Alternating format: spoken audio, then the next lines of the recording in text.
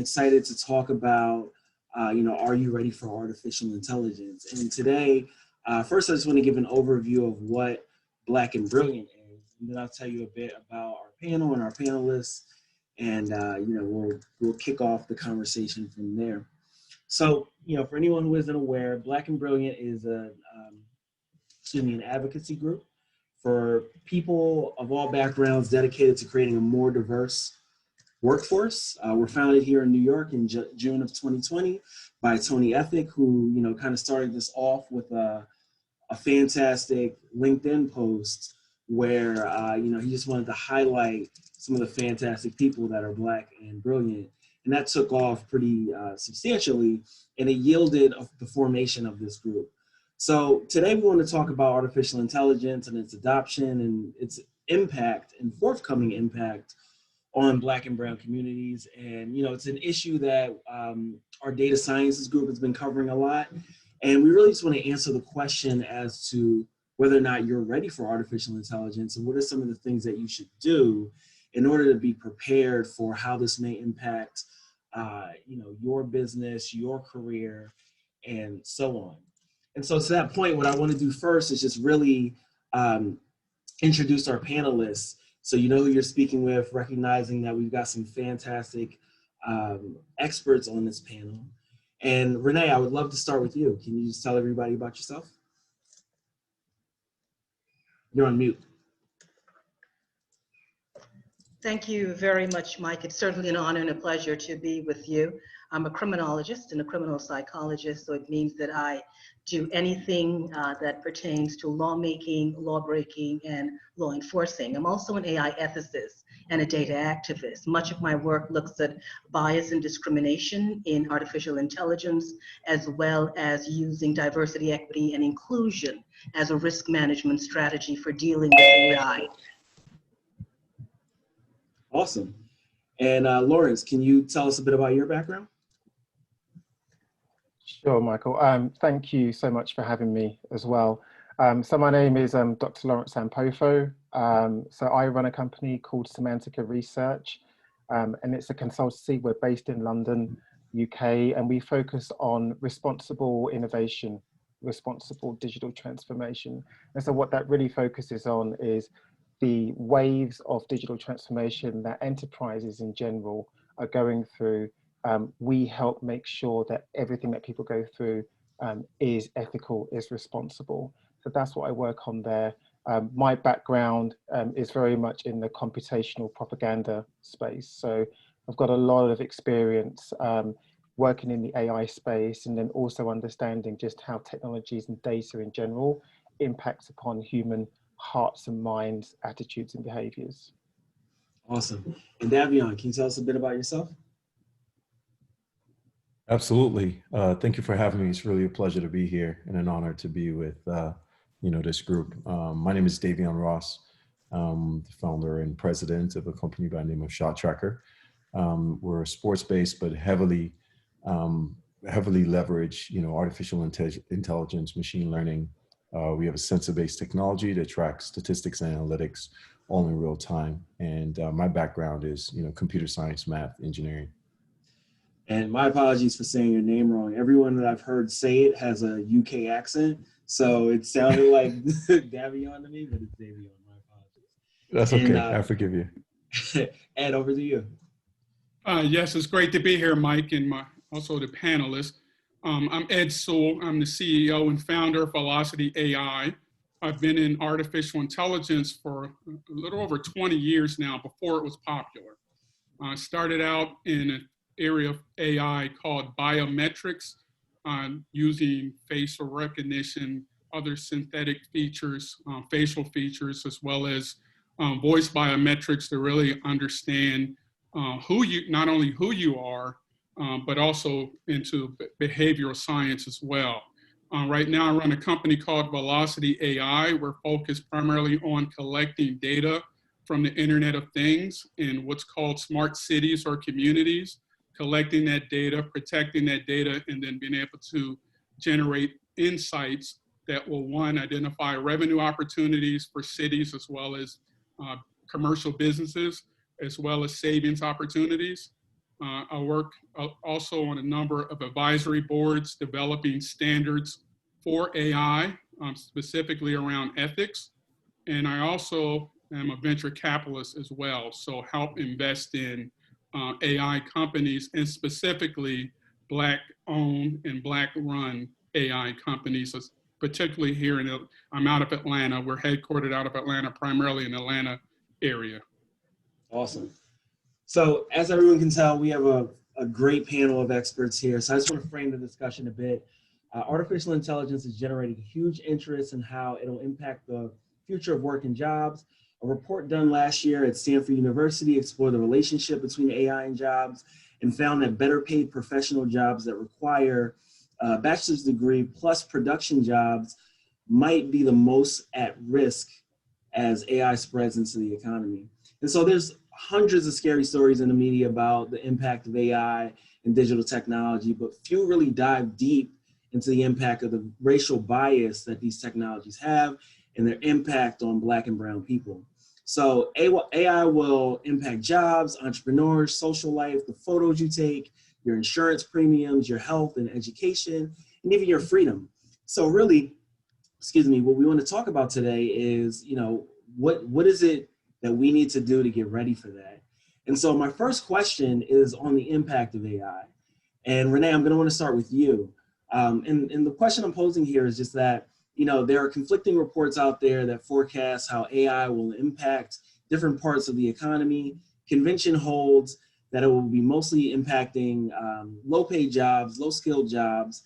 And the Stanford report that I just referenced argues that high-paid analytics jobs will be the most impacted. So my question has three parts. And again, Renee, I'm going to want to start with you. What parts of the economy face the largest threats and why? What types of jobs do you believe will be most impacted by AI? And then should we care, or will these jobs be easily replaced? Thank you so much, Mike. I think what has happened because of COVID-19, we're seeing that all industries, all sectors are now being impacted by AI. Everything, healthcare, law enforcement, national security, shopping, just about every industry is now impacted. I think the world is looking for a contact-less experience, and AI is providing that. The challenge is that certain communities will be impacted most. So you would find that our marginalized communities, our disinvested communities are the ones that are already being impacted when it comes to particular applications of artificial intelligence. So we speak about bias and discrimination. We know when it comes to law enforcement, policing, big data policing, when it comes to sentencing, we're seeing already these risk assessment tools that are overestimating recidivism. When it comes to corrections, we're seeing e-incarceration and so many other applications of AI. When it comes to surveillance technologies, we know Black and brown communities are the ones that are definitely impacted at this time. So what we're seeing is when it comes to anything to do with law enforcement, we're having those types of challenges. Also, what we're seeing is because of COVID-19, there's now an actual merging of policing data as well as healthcare data. So we're seeing those challenges as well. And we know there are two pandemics happening at the same time, one being racism, the other being COVID-19. We know there's a correlation between race and health. So these are really particular areas for Black and brown people, people of color in general. But as coming back to your question, I think there's every sector is being impacted. I think what happens is not about fear right now, it's about education. And I think it's really important for people to start to upskill and to become very aware of how this technology is impacting not only Black and brown communities, but all communities, just about anyone with a job. Awesome. So Lawrence, you have anything to add to that one? This is really interesting because it wasn't so long ago, I did a podcast with one of the first writers on this topic, and there was a lot of hyperbole, and there was lots and lots of just these inflamed language about artificial intelligence and how it's going to take everybody's jobs, and we didn't find that this was very helpful. But because, of course, artificial intelligence, it's a general purpose technology. Renee's absolutely right that it's going to be artificial intelligence actually is, you can see it all across the economy. Even when we just use our phones, we use Google Photos or whatever, of artificial intelligence is there, and it really is and it affects us all. What we're seeing is going to happen though, in terms of jobs getting replaced, is that artificial intelligence really is going to affect those jobs where there's a lot of repetitive actions that take place. So again, people were talking about the administrative types of jobs, as you mentioned, things like even things like journalism, for example, the AIs, the algorithms, they're being deployed into much more complex environments where human decision making is apparent. So we're seeing that start to take out a lot of the mundane actions of people's jobs, freeing up apparently people to do more creative, more value-driven parts of the job. Great. And Davion, your thoughts on that one? Yeah, I couldn't agree more, right? I think that, when you think about automation and you think about the jobs, I think one of the things that we've seen is that the jobs that be automated is somewhat overrepresented within the minority communities, and some of the jobs that would somewhat survive machine learning were underrepresented in those communities. So I couldn't agree more with the group. I think that there's a lot of things that we have to take into consideration, which probably transitions into, our discussions on the second topic, right, Mike? When we think about when I think about data, I think about the garbage in, garbage out, right? And there's as we actually have data and solutions that have prejudice in it, and I mean the output of that is going to be, solutions with prejudice that we have to take into consideration. Additionally, I think that the individuals who have been building technology and solutions and utilizing AI is somewhat of a homogeneous group. And historically, we haven't had that level of, diversity of all shades and sizes, which I think is a really, really critical piece. So I couldn't agree with the group more. And Ed, I know that you are, actively investing and working with a variety of different, providers for this type of software and technology. So really interested to find out your take on this same topic. Well, in the VC world, we find a couple of different scenarios that are a challenge, and they all deal with access to capital. But even before we get to access to capital, it's further down the chain as far as access to education. So making Black and brown entrepreneurs aware as they're starting companies that AI technology and machine learning is the future. How do they incorporate this into their mindset? How are they educated? How do they have the right mentors to help coach them?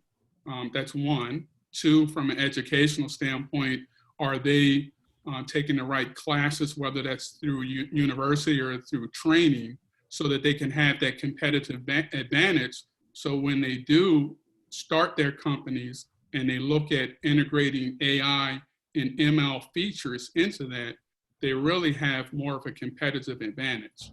What we found in a lot of cases is that Black entrepreneurs in particular just haven't had that opportunity to have access to the right mentors, to the right education, and really understanding what AI is, what it's capable of doing, but also being trained in order to think about data and how data can be used to train AI and develop products now that can be commercialized. And so now the value of your company may rise exponentially.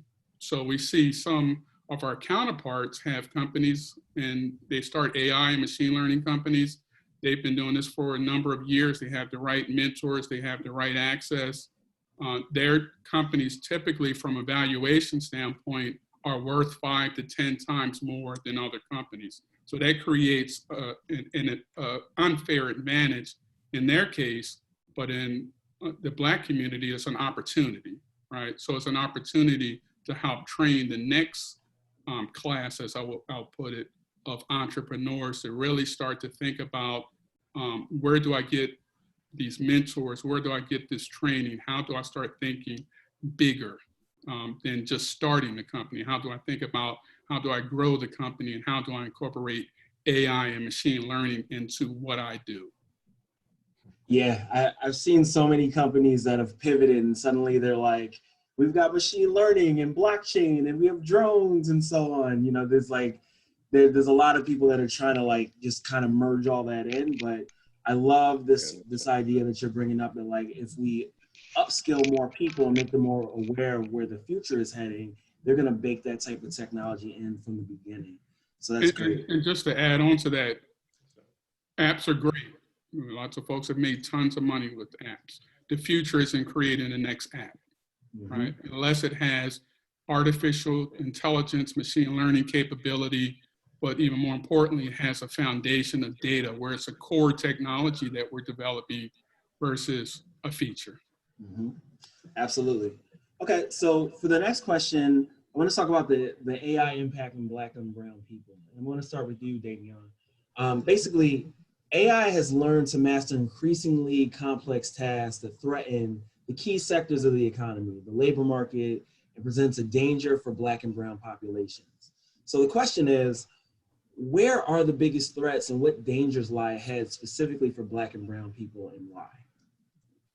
Absolutely. So, you know, the one thing I think about is, you know, whoever controls the data somewhat controls the future, right? Because I think what you'll hear that's, you know, fairly consistent or consensus across everyone is how important the data is.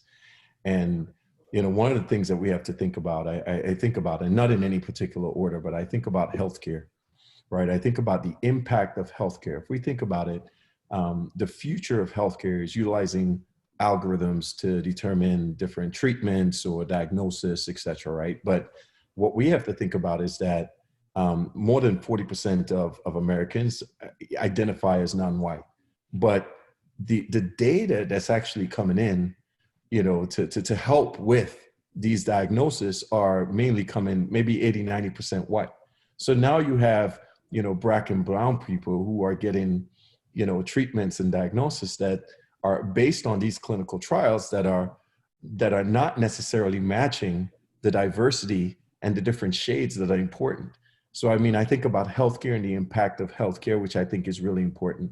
I think Renee talked a little bit about, you know, the impact of like the implicit bias that we've seen and how it impacts, you know, from police to all these different automated, you know, risk profiling systems. And, you know, that's a danger to Black and brown people, because again, the impact of the data or the lack of diversity in the data directly correlates to the things that we're seeing. I even think about, you know, from a financial sector, right? Some of the automation in regards to whether it's credit scoring or risk profiles around finances that could potentially, be a risk or a burden or a challenge for Black and brown people. And then I also think about, you know, we talked a little bit about automation before, and I think it's automation is something that we have to think about, right? When we look at the data, I think that there was a study by McKinsey talking about the amount of money that's been invested in different artificial intelligence technologies or different companies, and they're estimating it's about 20 to 30 billion, right? And when we look at our data sets, even today, our data sets are not necessarily diverse, right? So all this money already invested based on data that's not necessarily diverse. So, you know, for me, and again, not in any specific order, but I think that, you know, these are just a few things that we need to be taken into consideration. And although there's danger, I think Ed talked a little bit about the opportunity side of it, which is also very interesting. And, you know, our hope is that, you know, Black and brown individuals can hopefully try to capitalize on some of those opportunities that are coming in. And because if you're taking a more diverse approach to how you solving some of these AI and machine learning problems, we hope in the future that that's going to be beneficial and put you as either an entrepreneur or someone that's minding a data set in a very powerful position. Yeah, and since you mentioned or you referenced Renee's point, I'm going to hand it off to Renee for the next response. I think this is an excellent opportunity for Black, Indigenous people of color to get involved in AI, because the challenge is this. What we're seeing so far with AI is the technology being used against underserved communities, because we're seeing digital profiling, We're seeing digital redlining. We're seeing digital victimization, digital marginalization, and all of these challenges, particularly when it comes to law enforcement. What we're seeing with AI and algorithmic decision systems and algorithmic policing is the creation of what I call the digital chokehold. And a lot of people will soon be arrested with AI and arrested in a digital space, not even knowing they're arrested yet. Because what are the companies doing? You're seeing that infusion of big tech with law enforcement. So you're seeing things like geofencing warrants, and you're seeing geolocation warrants, and you're seeing digital subpoenas. And all of these things already are being used against Black and brown communities. So this is a time for knowledge. This is a time for knowledge sharing. This is a time for public education on AI. And this is a great opportunity, as Ed spoke to, for a lot of people of color to get involved in the technology. You see, so much is happening behind the scenes. And for a lot of people of color, the first time they're gonna have an interface with AI, it may be in a criminal justice context, and that's what we don't want. So I think it's really important to encourage public education and public awareness, stakeholder engagement, and because of what has been happening now since the murder of George Floyd and the fact that a lot of the big tech companies are now saying that they want to invest in Black excellence and Black brilliance, this is opportune moment for individuals who are already in AI to really mobilize the community and get some sort of traction in that direction. Absolutely. Ed, what are your thoughts? Similar as far as the level of participation, and just a brief story. Prior company, Virtual DNA, we developed a biometric system for helping register mothers and newborn babies in sub-Saharan Africa using biometrics.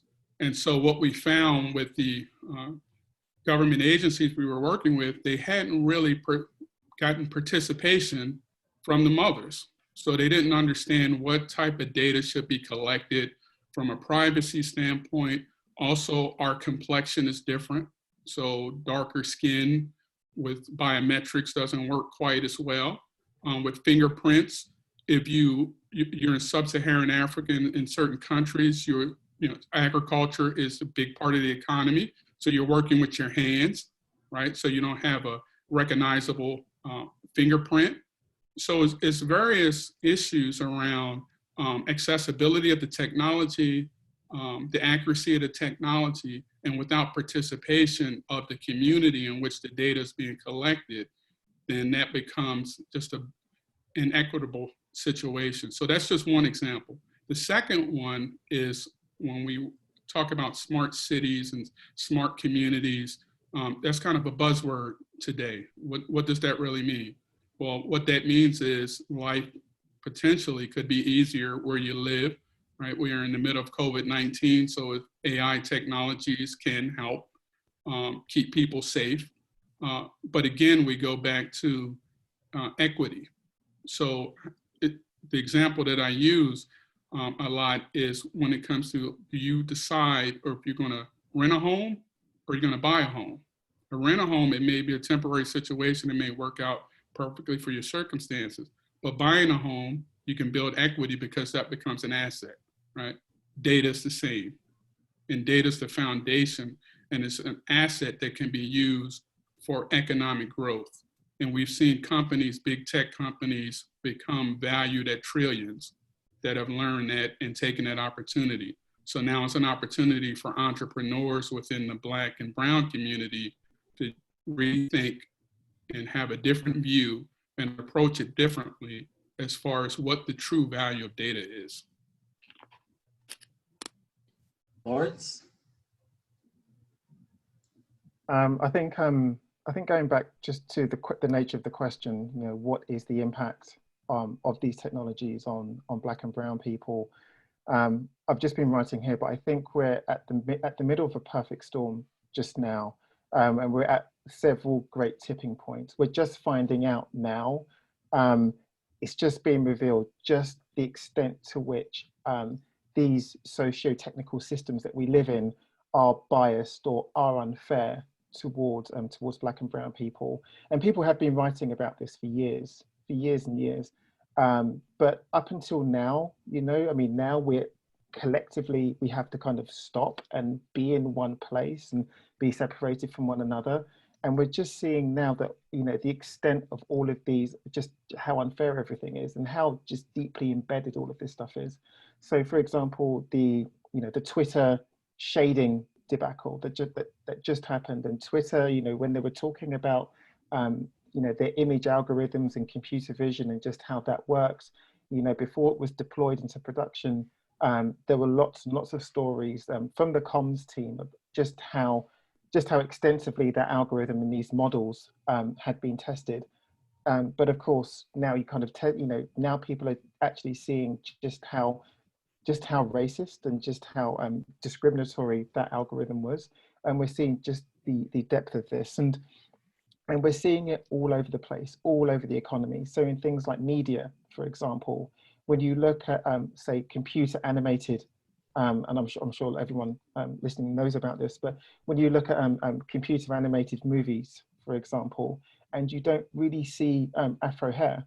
And the reason for that is that because, you know, there don't exist very many algorithms to render Afrocentric hair. And that hasn't been discussed very much at all. So whilst definitely there is a massive opportunity for involvement from the Black and Brown community to get involved in this and to start building up a lexicon so that we can properly describe everything that we're talking about, developing the technologies and the companies that will really kind of change these, you know, like I say, these general purpose technologies.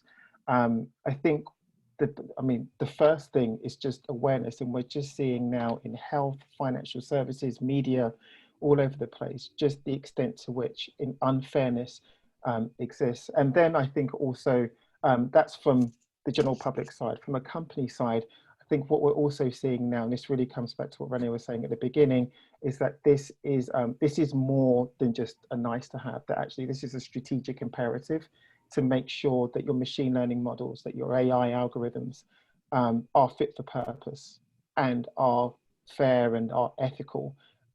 You know, it really does affect the bottom line. It affects staff retention, employee engagement, stakeholder engagement. This really is a strategic imperative. So that's the impact that I see it having collectively on businesses, but also the Black and Brown community. And Mike, if I may, one last thing I'd like to say is that just really briefly, I think historically we've seen some of the things that, you know, all of our colleagues are seeing, right? We haven't seen it in a modernization digital element.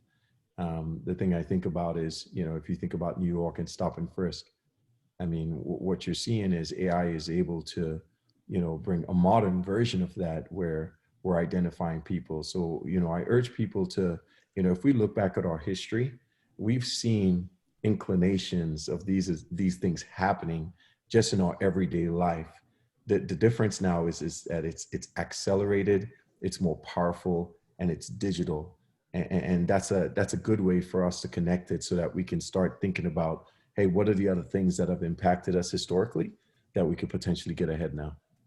Absolutely. And just to drill down a bit, Ed, a comment or question came in from the audience. They said that they liked your point about the true value of data. They want to know, can I impact my own data to improve my own career in life, or is that out of my hands? No, absolutely. It's just that, it's your data.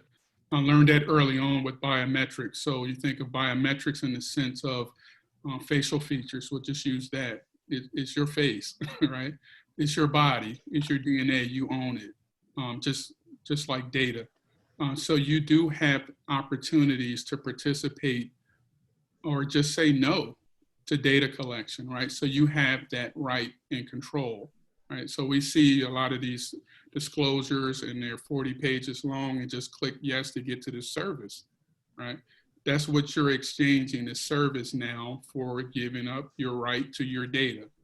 But as we start to learn what that value is, there's starting to be more opportunities for marketplaces in order to either directly sell or monetize that data, or specific to the question for hiring practices.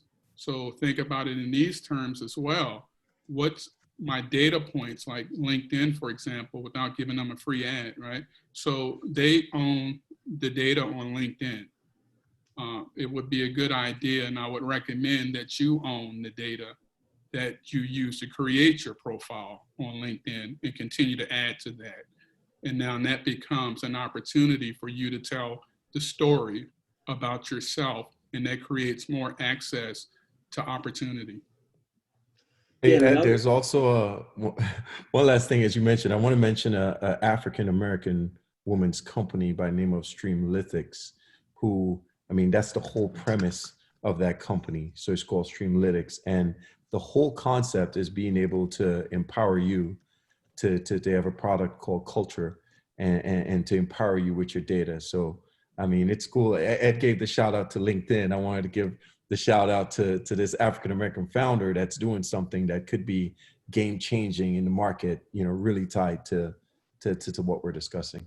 Absolutely. Awesome. And even in the UK, and we know about GDPR and data protection, like our friend Lawrence knows a lot more about this subject, I'm sure, than I do. But there's certain compliance things around that, and there's certain legislation and regulation that empowers individuals more so in the EU than it does in the US. But specifically when it comes to understanding what the value of data is, that's an individual education. So now how do we use that as an opportunity, one, again, to either directly monetize it or to use it for our advantage to create access to more opportunities, whether that's a hiring opportunity, whether that's a startup or what have you. Yeah, a couple of points I just want to throw in here. One, I think that everybody should do some cursory research on GDPR, because we can expect that that's going to come to the States fast and furious. Like, we're already seeing it in California. We're seeing a bunch of other states putting legislation like that into play. And another thing is that a lot of these platforms that we're all giving our data to allow us to download our data. So for instance, you can go to Facebook, you can go to Google, and you can download all the data that you've given them. So you can get a sense of what that data looks like, what your profile looks like, and you can understand what you've been providing to these companies that they're using to monetize you. Like, end of the day, any free product means you're the product. So that's something that I think everyone that's in attendance should get a better understanding of, because the machine learning and the AI is being built on the things that you're giving away for free. So just moving on into corporate and government leadership. And Ed, I want to stick with you just to kick this one off. AI is going to create wealth, but it's likely to create wealth for a small elite. And the assumption is that these changes are inevitable and there's little that we can do. So what should corporate leaders be doing to reduce or compensate workers for this impact? What specifically do we want technology companies to do? What should the government be doing? And what should our community leaders and thought leaders be doing? That's a layered question, right? So I'll take it out in layers. As far as what the government should do and what the corporations should do, that's a simple answer. They should work together, right? The fancy term that's used is public-private partnerships. That just means that it's a private entity, a private company, it's a public service or government agency, and they work together towards the advantage of the citizens in that city or that community or that neighborhood, right? So that's the first thing. The second thing is from a private company, and what makes these opportunities more investable, again, goes back to the data as an asset, but also the private companies understanding that they need to lead the charge in this effort. This is not a government initiative, although a lot of governments, City of Atlanta is one, which I live in. We're headquartered. They've been a pioneer in this whole space, right? They've been more or less the initial seed investor, but now the private sector has to come in and accelerate that pace, because that's what we do as the private sector, right?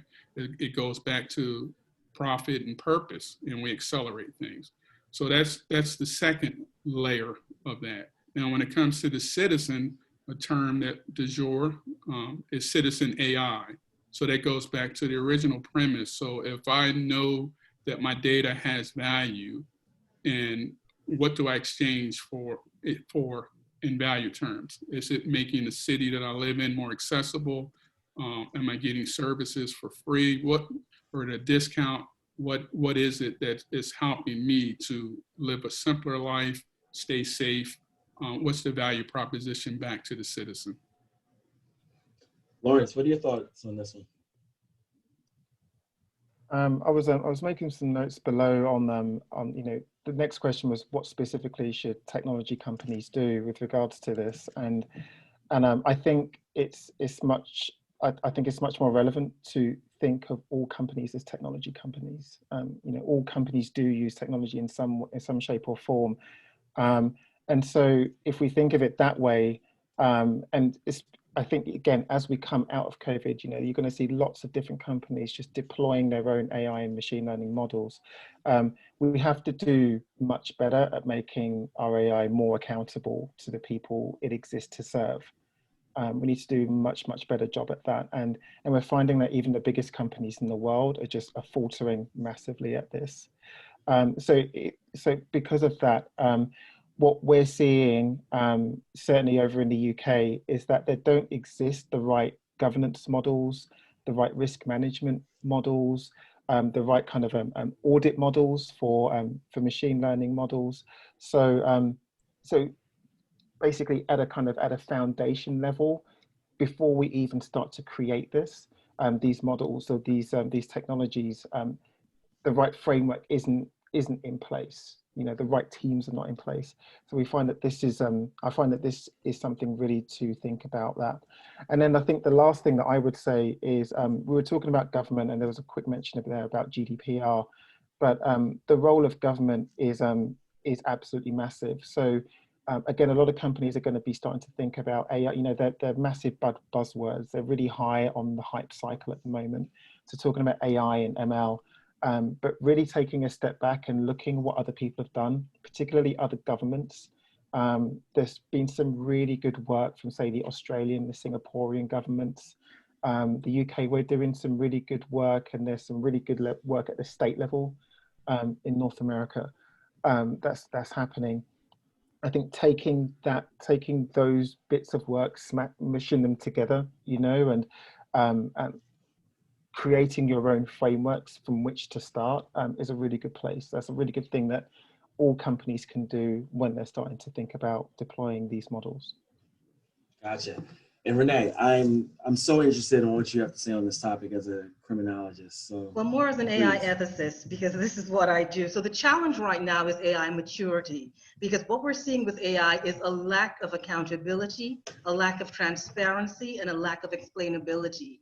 The challenge is that an algorithm is proprietary rights. It's like a trade secret. And the fact that we are not allowed to get an explanation when an algorithm makes a decision makes it a really contentious issue right now. So when it comes to organization, most organizations right now are trying to bring an ethical organizational culture. And an ethical organizational culture means that you want your AI to be responsible and you want your AI to be trustworthy, because responsible and trustworthy AI gives it legitimacy and gives it a requisite level of maturity. The challenge is, because of the lack of diversity, equity, and inclusion throughout the design, development, and deployment life cycles, there is a major challenge, and that challenge is bias and discrimination, which is undermining the imagination of artificial intelligence. So you're seeing, of course, the GDPR in Europe. In the United States, we have the Algorithmic Accountability Act, which requires that all companies, tech companies, any company using an algorithmic decision system must do an impact assessment on those algorithms. So there are lots of challenges right now when it comes to AI ethics, which seems to be a major discussion. And the discussion there extends to how do we bring more people of color into the design, development, and deployment life cycles to ensure this technology becomes equitable. So much of what we're discussing, that, we can access our data, we could, monetize our own data, those things are a bit optimistic, because that is not the reality of what is happening in technology right now when it comes to Black and brown data. Because what we need to do, and I do this as a data activist, is to first make Black and brown data matter to big tech. Can you say a little bit more about the Algorithmic Accountability Act? I was 100% not aware of that. Right, so that was last year, last April, the Algorithmic Accountability Bill was passed by Congress, and that looks at all algorithmic decision-making systems and the fact that algorithms must do no harm. They must pay attention, of course, to security, safety, privacy, non-discrimination, and fairness, and these impact assessments must be done, I think, every year by organizations that are doing that. It's not an enforceable act where you can, be charged or have a fine, but it's definitely to bring more awareness to algorithms and the use of algorithms. So that was passed by Congress last year, but definitely the big challenge with AI is explainability and whether or not you can get a decision. We've had several cases right now in the criminal justice system when it comes to parole, and you've got to face the parole board. Now you've got to face a risk assessment tool that's saying that you are not ready for parole. And we've had several cases where incarcerated individuals have gone to court against an algorithm, because we know one of the basic premises in the criminal justice system is the ability to face your accuser. And if your accuser is an algorithm, you've got to face that algorithm. But the challenge is that an algorithm is a proprietary right. It's a trade secret. And many of these vendors are not allowing you to look into the black box. So the big challenge is, how do we make AI explainable? Because only if it's explainable, could it be accountable? Could it be transparent? Could it be responsible? And then we can trust it. So there are major issues when it comes to AI ethics that need to be resolved. But many companies have been doing really AI ethics washing. It's almost like ethics window dressing. And some of the biggest perpetrators when it comes to the lack of AI ethics are sometimes the companies right now that are selling us AI ethics tools. And Renee, one more follow-up, because this one just came through in the chat, and I'm just really loving to hear all the stuff you're talking about. In terms of AI ethics, what point of the value chain will be the most impactful for Black and brown people? Is it to get involved in the model, product, and software development, or to be involved in the regulatory framework development? It's across the board. I think we've got to get involved from the education level, which means we need to ensure more Black and brown people engage careers in STEM, but not only in STEM, because there's this fallacy that the only way you can get into AI is through a science discipline. What we're seeing with AI right now is the need for a multidisciplinary approach. So you're seeing the need for criminologists, criminal psychologists, sociologists, psychologists, social workers, educators. Many individuals are getting involved with AI.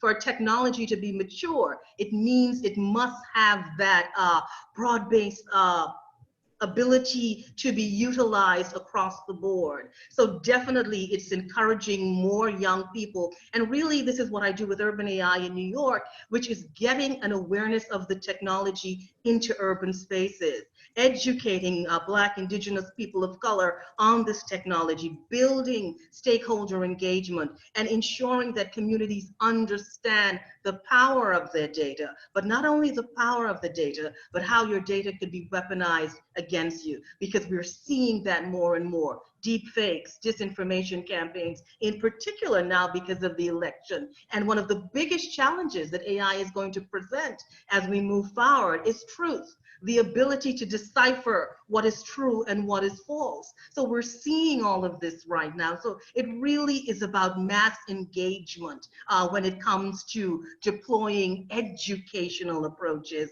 to AI and encouraging Black, Indigenous, people of color to get involved anywhere you can. As I always tell people, just invite yourself to the party. That's what we have to do. Gotcha.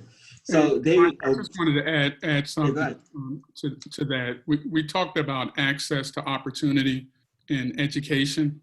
That's big. I have a public high school education from a low income area.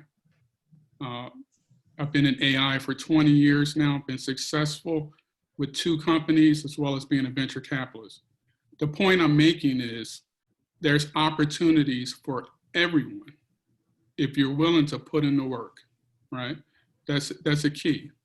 Put in the work, having access to mentors, coaches, your parents, right? So my parents helped encourage me to take the knowledge that I had and apply it, right?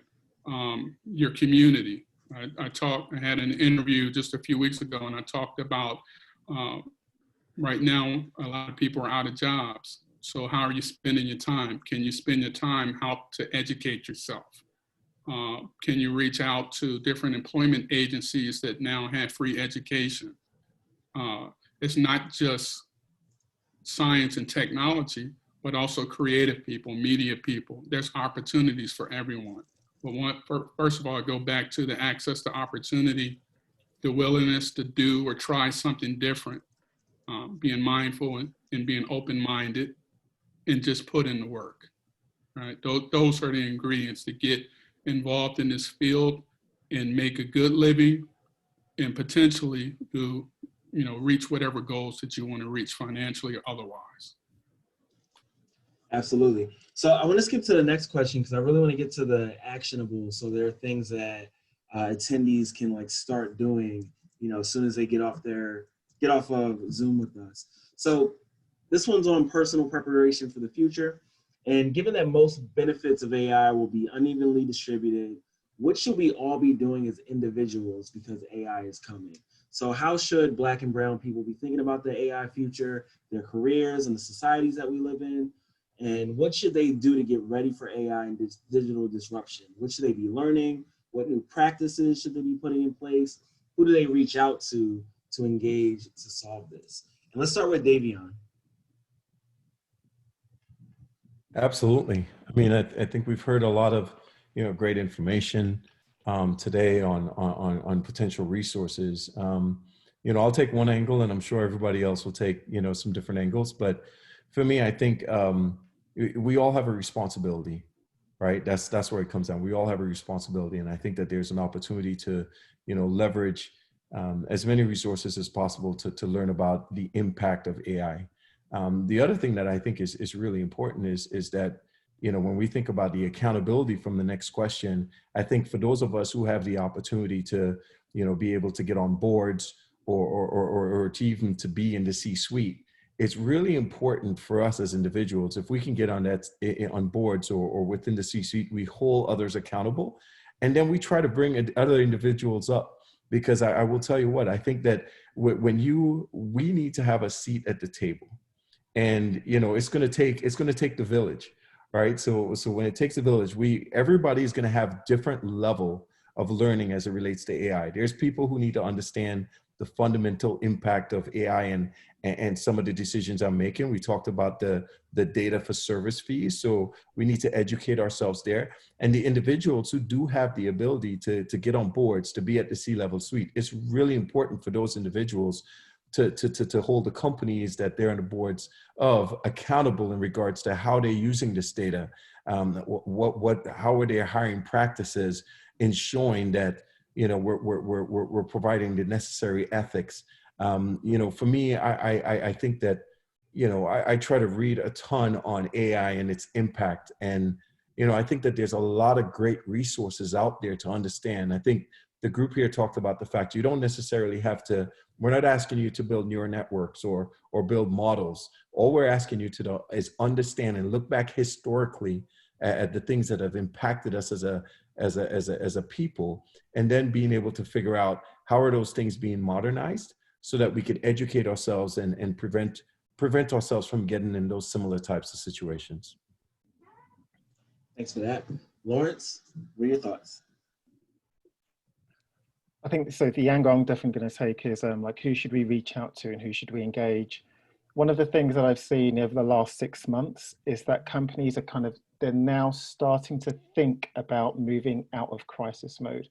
So people are now starting to think about, okay, what kind of company are we going to be once COVID is over? What are we going to do? And of course, machine learning, AI, and all of these other emerging technologies they really take a strong place in that.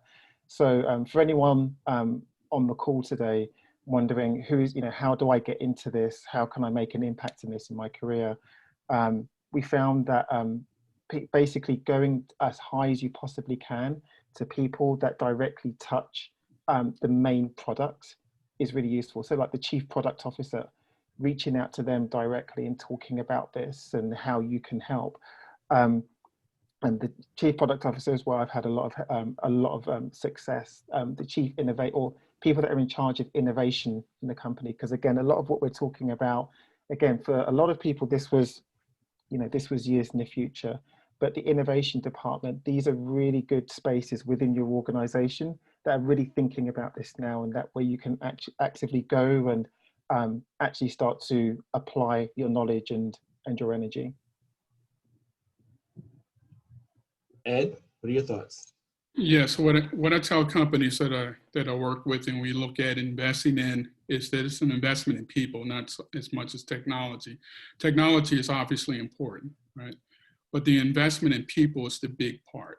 So when you take a look at investment in people, we talked about before, education, mentorship, coaching, but really, does that person have the right mindset? Are they mindful? Are they thinking about not only what's hot today, but what's going to be the future, going into the future? So that's really important in this space, to really change your mindset, how data is collected, how it's used.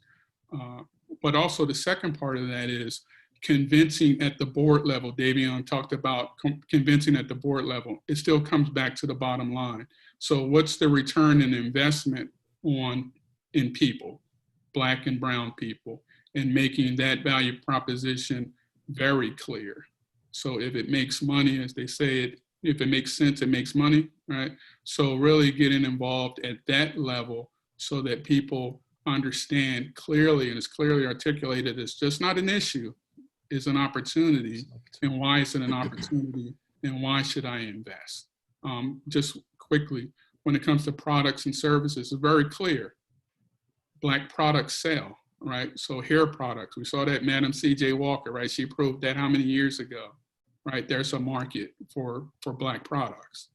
Same thing with AI. AI companies that target Black and brown communities, there's an investment opportunity there. It's very clear. So we just have to make that business case. And Renee, take us home. Well, sure. I just want people to know that it's not about getting ready for AI. AI is already here. If you use Google, if you use Netflix, if you use Amazon, just about every tool is using AI. So it's about educating yourself. It's about understanding the sociological impacts of technology and understanding how your community is going to be impacting. It's about empowering yourself, because a lot of what we're seeing with AI is disempowering communities of color as well. So it's about demystifying the technology and demystifying that through educating yourself. This is not a time for fear. This is a time to prepare yourself. This is a time to future-proof yourself, to ensure that you are relevant as we move forward and try to negotiate our way out of COVID. I agree with all those things. I just want to throw in some, like, for anyone who's specifically looking to upskill into learning how to do some of these things. There's any number of courses out there. There's a lot that Google provides. You're going to want to learn a bit more about statistics if you want to do these types of things.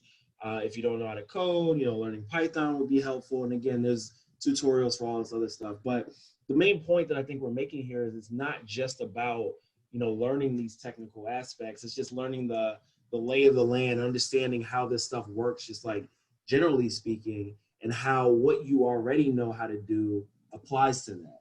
So as an example, let's say you're a project manager, right? Like understanding the technologies out there that make you a better project manager, or may allow you to say like, hey, as we're working on this project, here are opportunities for machine learning. And then you end up working with some of those people that know how to do it or whatever. Or if you're someone who is involved in analytics, or you're just a writer, you may want to learn about the tools that are leveraging machine learning and how they work, just like generally, so you can have those conversations with people across your organization to capitalize on these opportunities. So again, I'm not saying that anyone has to learn how to code here, but it's the type of thing where you just got to understand, like, what are the opportunities so you can be a part of those conversations and driving your business forward. So we've got 2 minutes left. There is a question from the audience.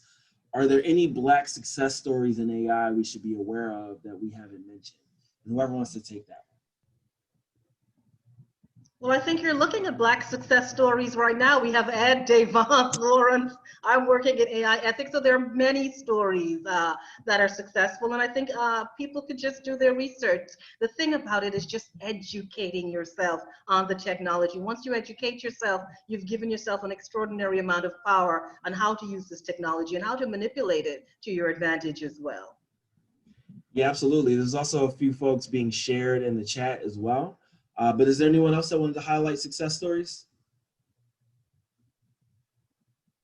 Cool. Well, I don't see any other questions coming in, so let's get these slides back on the screen just to wrap it all up here. And anyone who isn't already following us on the variety of different channels that we're active on, so LinkedIn being our most active, also YouTube where we're active, where we're publishing all these videos from these different panels, and then also Twitter where we're being active, where we're just sharing out some of our content. We definitely encourage you to follow us on all these places so you can stay in the loop on all this, upskilling discussions that we've been having and so on. And thank you so much to our panelists. All of you shared some fantastic insights today, and I'm sure that the audience really appreciated it. And, looking forward to continuing to watch the things you guys are all doing in the AI space and so on. It's something I'm specifically passionate about, all the things that y'all are actively working on. So thank you as, a Black professional in the world who is aware of all these problems. I really appreciate the contributions and also this conversation that we had. And everyone that attended today, very much appreciate you taking the time, and just look forward to expecting more and more content like this from Black and Brilliant. We've got a whole series of panels that we're looking to roll out pretty soon. And yeah, again, thank you for the time. See you soon.